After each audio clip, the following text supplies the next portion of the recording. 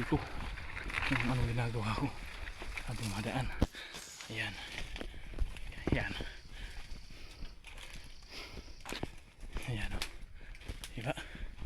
Kagubatan pa yan. Parang nasa tuktok na ako ng ano, ng hindi ko malaman. Tuktok na tayo. May mga tuktok ang mga ulo nila. Ayun o. Kaya lang tayo ng ano, kamambahan ng dumadaan. Ay, gusto ko malaman kung asaan yun. Yung sinasabi nilang kahoy na nisles na marami. Napubulok na kahoy na.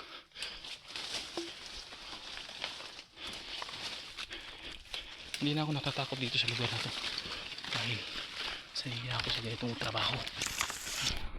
Yan o, nakikita nyo yan, gubatang masukal. Yan, ibon. Ibon, malalaking ibon. Ibon, malalaki. Wala na, dito na tayo sa madilim, masikip daanan. Dati naman tong daanan, kaso medyo makuha na kasi wala nang pumupunta dito. Ako na lang madalas pumunta dito simula nang nabili. Ayan, abakang gubat. Yan, siguro ewan ko kung nasaan yun, hindi ko makita yung hype na yan eh. Ang hirap makita.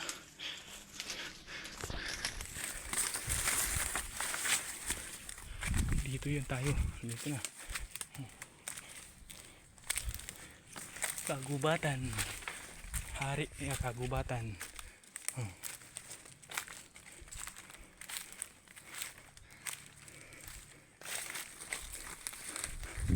Pupunta natin yung sasabi kong kinukuprahan nila. Eh baka ito yun, pero medyo matagal na to eh.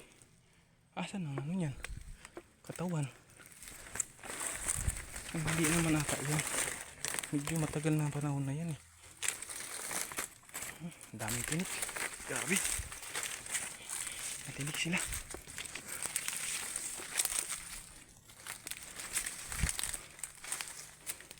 Kahit magsundalo ako, papasa ako kasi ginagawa kong to eh. Walang ano, wala akong masabi kung ano itong ginagawa ko eh.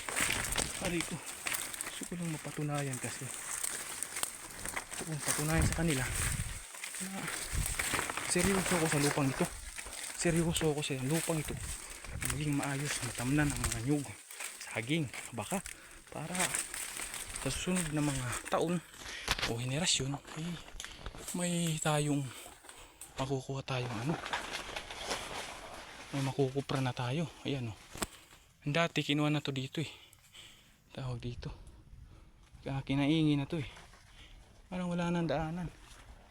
Makuha na to, makuha na yung daan, masukal na.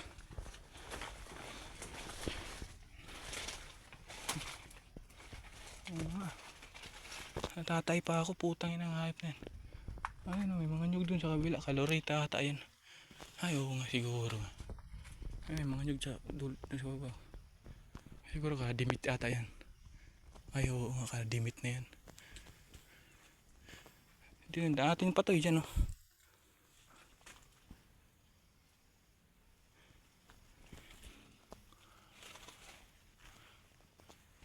Tatay ako.